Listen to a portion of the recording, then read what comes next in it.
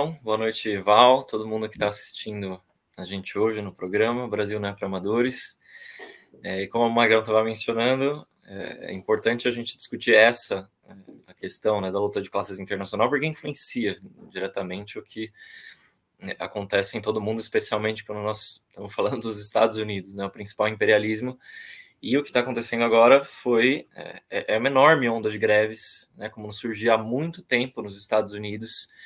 Talvez desde a década de 80 a gente poderia situar a última onda de greves dessa magnitude. Não à toa, nos Estados Unidos se chama Striketober, né, que é uma comunhão de palavras entre greve e outubro. São quase 100 mil trabalhadores em greve em distintas estruturas de trabalho, por melhores condições de trabalho e de salário. Aí a gente está falando de empresas desde a metalúrgica John Deere até a fábrica de alimentos da Kellogg's, que fabrica sucrilhos, até as enfermeiras, né, os trabalhadores da saúde em Massachusetts, os destiladores em Kentucky, os mineiros do Alabama, o setor artístico também em Hollywood, não aqueles que fazem os filmes, né, mas aqueles que ficam atrás das câmeras, que fazem todo aquilo que é necessário para que um filme seja produzido. São quase 60 mil trabalhadores do setor artístico que estão negociando um novo contrato de trabalho e estão ameaçando entrar em greve. E os números também são muito impressionantes, né? Eu acabei de mencionar, são 60 mil trabalhadores do setor artístico na Califórnia. Na John Deere, são mais de 10 mil trabalhadores que cruzaram os braços em 3 estados, em Iowa, em Illinois, no Kansas, depois que essa empresa, que teve um lucro, que deve ter um lucro esse ano de mais de 150% do que ela teve no ano passado, ofereceu um aumento que representa menos de 2% pelos próximos 6 anos. Além desses que eu mencionei, são 20 mil enfermeiras paralisadas numa empresa que chama Kaiser, que é um consórcio privado de hospitais nos estados do Oregon e da Califórnia, trabalhadores da Nabisco, trabalhadores da saúde também em Buffalo, na região de Nova York, né, entre outras categorias. Todos eles estão paralisando seus trabalhos com essas demandas. E o caráter simultâneo dessas greves, ainda que elas não sejam coordenadas entre si, é um aspecto muito novo dessa recomposição objetiva da classe trabalhadora nos Estados Unidos. Então, de um lado, a gente tem as greves. De outro lado, a gente tem um fenômeno também interessante, porque ele expressa a fundo essa crise que vem passando os Estados Unidos, que é o abandono dos postos de trabalho por parte de trabalhadores individualmente, né? Segundo o Ministério do Trabalho nos Estados Unidos, mais de 4,5 milhões de trabalhadores se demitiram em agosto, só no mês de agosto, por questões de baixos salários, por falta de auxílio creche, auxílio à família enquanto você precisa trabalhar, entre outras coisas. E esse é o maior número desde o início do século, né? Então, o impacto disso é tão grande que levou o ex-secretário do Trabalho nos Estados Unidos, lá no governo Bill Clinton, que é o Robert Reich, a escrever uma coluna que questionava exageradamente se os Estados Unidos hoje estaria passando por uma greve geral não oficial, né, entre aspas. Aqui, entre nós, como marxistas, a gente sabe que isso não é uma greve geral ainda. Uma greve geral diz respeito a uma dinâmica ofensiva dos trabalhadores, num dos momentos mais cansados de um processo revolucionário. Então não chega, está longe de ser isso, não é uma greve geral, mas é uma onda de greves forte o suficiente para que até o Joe Biden, que é o presidente dos Estados Unidos, e membros da ala esquerda do Partido Democrata, como Bernie Sanders, façam uma demagogia e queiram aparecer como os apoiadores dessas greves, para colher frutos políticos daí, especialmente o Biden, como a gente vai ver daqui a pouco, vem numa queda, né, de popularidade. Então, mais ou menos o panorama é esse. A gente poderia dizer até que existe um certo fenômeno militante sindical nos Estados Unidos. Se no ano passado a gente viu o fenômeno do Black Lives Matter, né, esse enorme movimento negro que representou o principal movimento de massas na história dos Estados Unidos, e até antes dele, esse poderoso movimento de mulheres contra o Trump, agora quem emerge à cena é a classe operária norte-americana, aproveitando essa situação objetiva de recuperação econômica nos Estados Unidos para conquistar o que ela considera ser de direito, né, aos trabalhadores essenciais que tiveram na linha de frente durante a pandemia. Ô, Andy, só um pequeno à parte desse interessante fenômeno que você está descrevendo, porque para além do protagonismo, né, operário do ponto de vista da luta por demandas, por direitos, que em si já é interessantíssimo, né? Tem um outro dado que eu achei numa coluna do Globo. Eles pegam um instituto, chama Gallup, que eles fizeram uma pesquisa do nível de aprovação que a população em geral, ou seja, para além das próprias categorias, do índice de aprovação que tem em torno da organização sindical, né? Ou seja, a pergunta era: os sindicatos eles são benéficos ou não para os trabalhadores? E 68% respondeu positivamente. É o maior índice desde 1965. E quando se pega as camadas mais jovens da população, de 18 a 29 anos, isso vai para 78%, né? Então, ou seja, para um país como os Estados Unidos, né, que com toda a campanha antissindical, ideológica, material, de destruição, né, de toda a estrutura de organização dos trabalhadores, é interessantíssimo um dado como esse e mostra, né, bastante apoio para a população, não só para as lutas especificamente, mas para que os trabalhadores tenham seus próprios instrumentos para poder lutar por suas reivindicações, né? E aproveitando esse dado que você deu, que é bem impressionante mesmo. Imaginar que os Estados Unidos é um país que na década de 50 passou por uma perseguição aos movimentos sindicais, à militância organizada do movimento operário muito grande. Foi parte do macartismo, né? Desde a década de 50, que destruiu muitas organizações operárias e fez com que o nível de sindicalização, como a gente vai discutir também daqui a pouco, nos Estados Unidos, seja muito baixo. Mas esse nível de aprovação que você disse, justamente 68% da população, são quase 3/4 da população norte-americana que tem uma visão favorável aos sindicatos, e isso também exerce pressão ao Biden. É por isso que o Biden usa a demagogia de dizer que ele quer ser o presidente mais pró-sindicato da história do país. O que reflete a proximidade dele, né, e do Partido Democrata com a burocracia sindical, né, dos Estados Unidos, que depois a gente comenta. Aí acho que a Val voltou. Aí.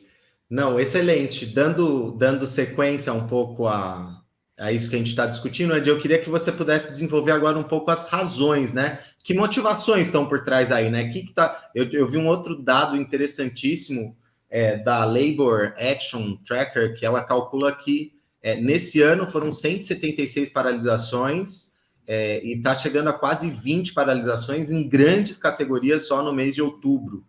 Então, assim, a que se deve isso, né? Quais são as razões, por que motivações, o que está acontecendo nos Estados Unidos para que bases, né, estão possibilitando um fenômeno como esse?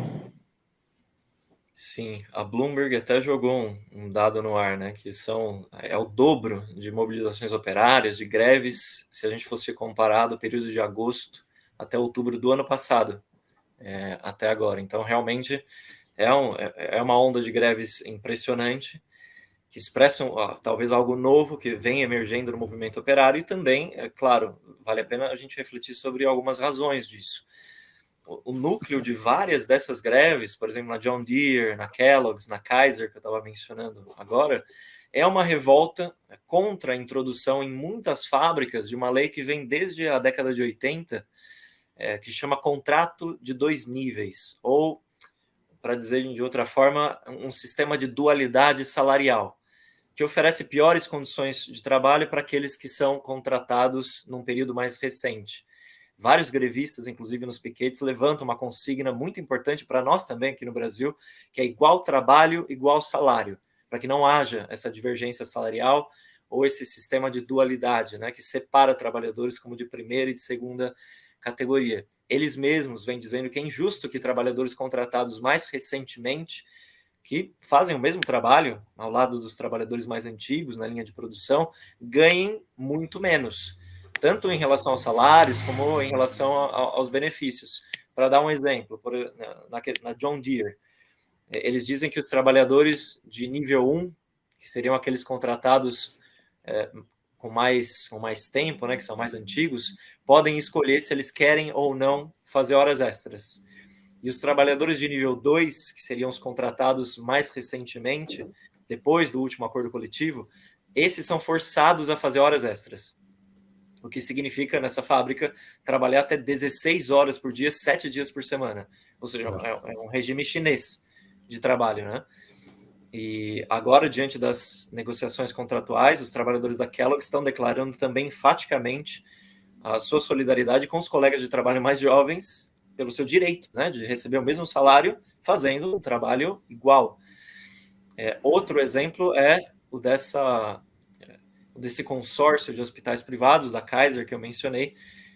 Os trabalhadores da área da saúde, tanto na Califórnia quanto no Oregon, eles votaram por uma greve diante das tentativas desse consórcio capitalista no setor da saúde de impor esse sistema salarial de 2 níveis, que, se fosse aprovado, faria com que os trabalhadores contratados agora ganhassem até 40% a menos do que os trabalhadores atuais. Então, esse é um primeiro motivo muito importante, né? Esse primeiro motor da greve. É como se a gente fizesse um paralelo aqui com a terceirização do trabalho, ainda que tenha contornos diferentes, né, nos Estados Unidos. Do ponto de vista da separação de trabalhadores, como se fossem funcionários, né, de primeira e de segunda categoria, tem esse paralelo. E até de um ponto de vista, a gente poderia dizer que essas greves nos Estados Unidos, elas retomam tendências mais visíveis no movimento operário antes mesmo da pandemia do coronavírus. O The Economist, que é aquele famoso jornal britânico, ele reconheceu que quase 500 mil trabalhadores fizeram greves nos Estados Unidos, tanto em 2018 quanto em 2019, que é também, até então, o maior número, desde a década de 80. Então esse é um primeiro fator, importante para a gente levar em conta, e é bem importante porque ele revela a solidariedade dos trabalhadores entre si. Um segundo fator é que a burguesia norte-americana lucrou horrores, né, durante a pandemia. Eu estava falando aqui da John Deere, né, que provavelmente vai ter um lucro 150% maior esse ano em relação ao ano anterior, mas vamos imaginar as automotrizes, por exemplo, a Tesla, do Elon Musk, esse capitalista asqueroso, né, norte-americano, ou as metalúrgicas.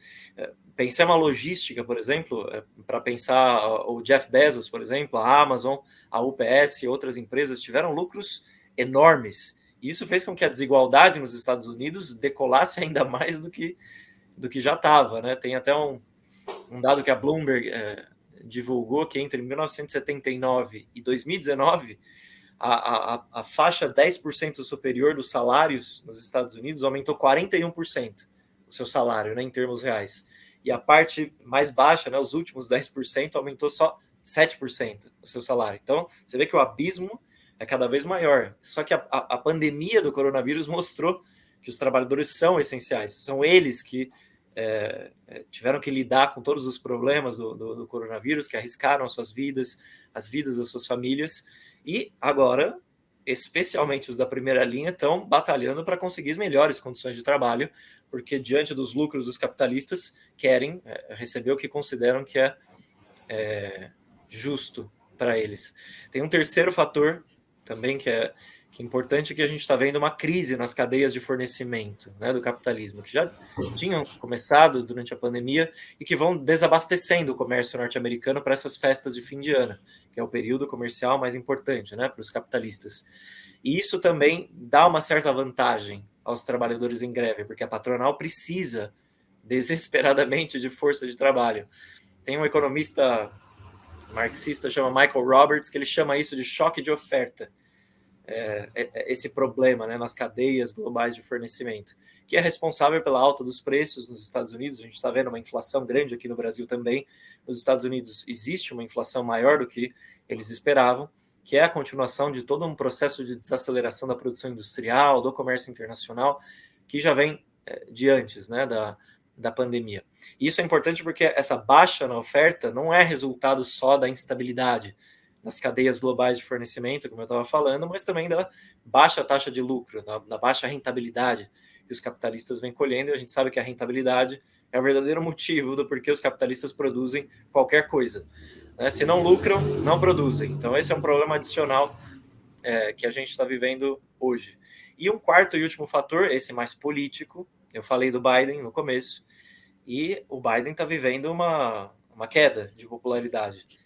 Apesar de que tudo indica que pela recuperação econômica relativa dos Estados Unidos, os planos de injeção monetária que ele vem tendo, são 3,5 trilhões de dólares que ele vem injetando justamente para frear processos de luta de classes, como a gente viu no ano passado com Black Lives Matter. É possível que o Biden mantenha certa estabilidade nessa popularidade. Ele entrou na Casa Branca no dia 20 de janeiro com uma taxa de aprovação de 57%. Agora, ele tem 43%. É uma queda sensível. Lembrando que no ano que vem existem as eleições de meio período, em que o Biden vão passar a fatura nessa primeira parte do mandato, e o Trump vai disputar pelo Partido Republicano para ver que tipo de apelo ainda tem. A gente sabe que ainda é muito forte, né? Essa corrente de extrema-direita nos Estados Unidos, como a gente vê aqui no Brasil, é uma corrente militante que permaneceu, inclusive depois da derrota eleitoral que o Trump teve. Então, essa é uma preocupação adicional também, e faz com que o Biden tenha que parecer simpático, né, aos grevistas, apesar da gente saber que o Biden, o Partido Democrata, todos eles atendem em primeiro lugar os grandes monopólios norte-americanos. Foi até engraçado ver ontem um tweet do Bernie Sanders, que aparecia, né, como essa ala esquerda do Partido Democrata, ele dizendo que era o governo, os monopólios agora estavam assustados porque o governo norte-americano estava bancando os trabalhadores. Isso é uma forma ridícula de retratar a situação, porque quem está batalhando para arrancar concessões dos capitalistas são os trabalhadores em greve, não é o Partido Democrata, que esse sim atende, né, os grandes monopólios. Sim, muito, muito interessante. E, assim, diante de tudo isso, a gente consegue pensar um pouco perspectivas para a situação dos Estados Unidos? Dá para traçar alguma hipótese, cenários, enfim? É muito difícil, obviamente, né? Um processo novo, a gente poderia dizer que tem muito de novidade, né? No que está se desenvolvendo, mas, assim, de tendências mais gerais que a gente poderia pensar, você colocaria quais, assim? Então, uma das mais importantes que vale a pena ter atenção é em relação à sindicalização nos Estados Unidos. Poderia até dizer que se abre um período que possibilita os trabalhadores lutarem para derrubar a legislação antissindical nos Estados Unidos, que historicamente é fortíssima, especialmente depois do final da Segunda Guerra Mundial, no contexto da Guerra Fria, como eu estava mencionando, a partir da década de 50 se praticamente destruiu qualquer tipo de possibilidade dos trabalhadores se organizarem sindicalmente. E hoje a taxa de sindicalização é baixíssima, fruto, né, dessa ofensiva reacionária.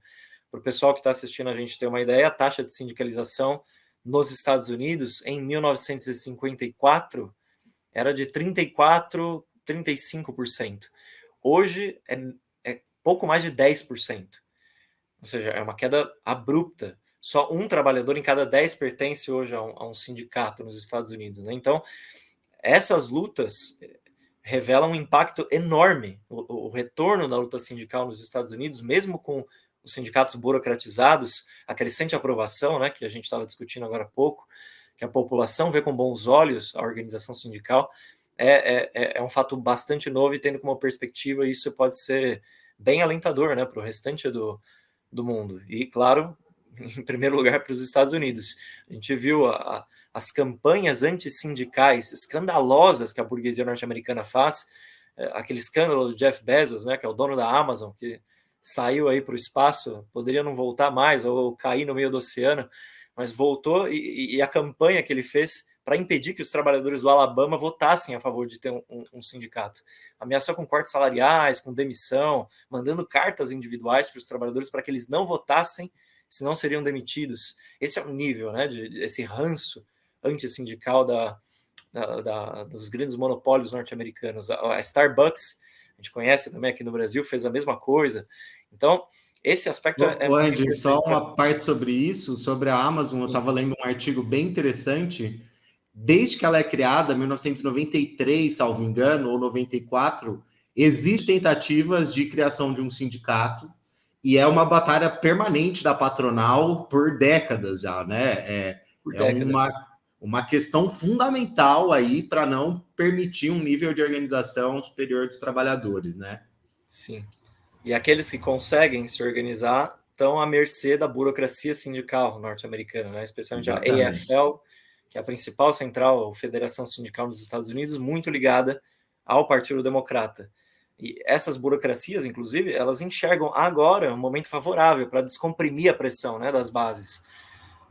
E essas mesmas burocracias que atuaram nas últimas décadas para enfraquecer a organização dos trabalhadores, para fazer os trabalhadores aceitarem péssimas condições de trabalho. Inclusive, esse sistema que eu estava mencionando de dualidade salarial foi imposto também com a ajuda da burocracia sindical.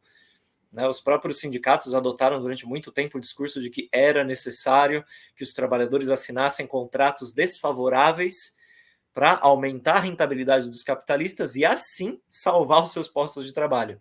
É um absurdo, né? A gente pode até lembrar aquele termo que o Trotsky usava muito quando ele ia discutir o problema dos sindicatos na Inglaterra, que também nos Estados Unidos a burocracia sindical é a espinha dorsal do imperialismo. Certamente, os trabalhadores norte-americanos agora em greve vão precisar superar as suas burocracias para coordenar suas lutas, para batalhar de fato para que a melhoria das condições de trabalho, a derrota dos capitalistas seja coordenada e unificada. Então esse é um primeiro ponto de perspectivas bem importante. O segundo, como a gente está dizendo, se o Trump, obviamente, é um anti-operário, um reacionário inqualificável, isso não quer dizer que o Biden seja, como ele quer se fazer parecer, um aliado dos trabalhadores. Pelo contrário, nós não podemos confiar no Biden, no Sanders, na Ocasio-Cortez, no Partido Democrata. Quem conquista essas concessões, quem arranca essas conquistas da patronal são os trabalhadores em greve, como eu estava mencionando no início. Eles precisam dessa organização, tanto sindical, claro, como também uma organização política independente do Partido Democrata, que não caia nas armadilhas do Partido Democrata, que, como eu disse, está completamente vinculado com os interesses dos grandes monopólios, dos capitalistas nos Estados Unidos. E um último ponto de perspectiva no ano passado a gente teve o Black Lives Matter, né? Esse movimento de massas da população negra muito poderoso, que teve repercussão aqui no Brasil também, na França, na Inglaterra, em diversos países do mundo. E seria muito importante unificar essas lutas. Agora, a luta pelos direitos da população negra nos Estados Unidos está completamente irmanada com a luta da classe trabalhadora pelos seus direitos. O proletariado norte-americano, em boa medida, é negro, sofre todo tipo de racismo, de opressão no interior das fábricas, dos locais de trabalho, e essa luta precisaria justamente se unificar. Isso seria um grande salto, né? Imagina a potência no ano passado do Black Lives Matter vinculado com as estruturas produtivas centrais na economia mundial que estão concentradas nos Estados Unidos. Essa aliança do movimento negro com o movimento operário, junto com as mulheres, seria muito potente, é algo que a gente precisa também ter atenção para se desenvolver, né, como perspectiva.